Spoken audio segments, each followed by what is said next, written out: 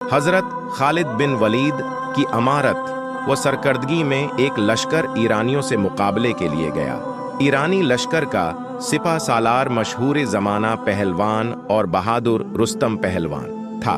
हजरत खालिद बिन वलीद ने रुस्तम की दरख्वास्त पर हजरत रबी बिन आमिर को इससे बातचीत के लिए भेजा। ईरानियों ने रुस्तम का दरबार खूब सजा रखा था। रेशम के गद्दे, बेहतरीन कालीन, सोने चांदी की अशिया और दीगर असबाब जीनत से आरास्ता कर रखा था। हजरत रुबई बिन आमिर घोड़े पर सवार, हथियारात से लैस, फट्टे पुराने कपड़ों में मलबूस इस शान के साथ रुस्तम के दरबार में पहुंचे कि नंगी तलवार आपके हाथ में थी। दरबार में रुस्तम का फर्श बिछा हुआ था।